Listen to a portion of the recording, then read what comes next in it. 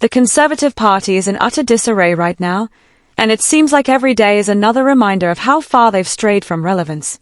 No one can deny that they become a laughingstock, especially under the disastrous leadership of figures like Kemi Badenoch, whose grip on the party's future is tightening in all the wrong ways. If George Osborne's recent remarks haven't driven that point home, then nothing will. The former Chancellor laid out what is an obvious and utterly damning truth. The Labour Party has laid an easy trap, and Badenoch is charging headfirst into it without so much as a second thought. Let's call it like it is. Labour has set the stage to improve Britain's trade relations with the European Union, something that, frankly, should have been done years ago, and the Tories have fallen into their own trap, endlessly flogging the dead horse of Brexit. Businesses are crying out for a smoother relationship with the EU. Polls show a majority of Brits now regret leaving the Union. Even former Leave voters, the ones who propelled this entire debacle, are starting to entertain the notion that maybe, just maybe, a closer relationship with Brussels wouldn't be such a bad idea after all. But what does Badenoch do? She clings to this ridiculous Brexit purity test as if it's still 2016, as if the entire country hasn't moved on. It's painful to watch. It's like she's actively trying to alienate the very people the Conservatives need to win over. Stability is the name of the game now. Businesses want predictability. Voters want economic stability. What they don't want is a government that spends all its time moaning about Brexit as if there's some great political war still raging. Worse yet, Badenoch's stubbornness will leave the Tories gasping for air by the time the next election rolls around. Labour will have struck a deal that, at worst, will boost the economy, and what will the Tories have left to say? That they want to undo it? No one will care. Not the businesses. Not the voters.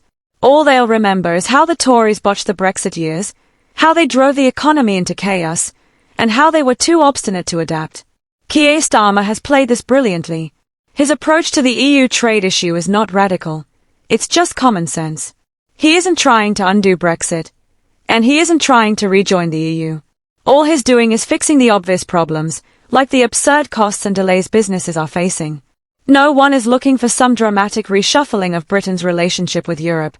Starmer is simply providing solutions to the problems Brexit has caused, and, in doing so, he's positioning himself as a rational alternative to the Tories' backward-looking nonsense. And the Tories, in their typical fashion, are too thick-headed to see it.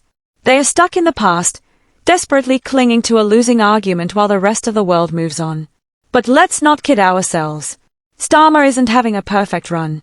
His early days in office have already been tainted by the scandal involving Sue Gray, and it's a perfect example of how quickly the Labour leader can fall into the same traps he once accused the Tories of. The salary fiasco is just the tip of the iceberg. For a man who built his entire public image on competence and transparency, this was a colossal misstep. Instead of confronting the issue head-on, Starmer's team tried to bury the story, calling on the BBC to cover it up. The problem wasn't the salary itself.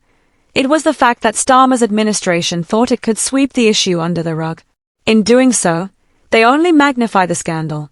And when the story broke, instead of showing leadership and addressing it, Starmer found himself knee-deep in damage control.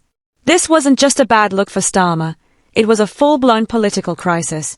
Labour's newly minted government, which had been hailed for its potential to bring competence back to Downing Street, was suddenly bogged down in infighting and questions of accountability.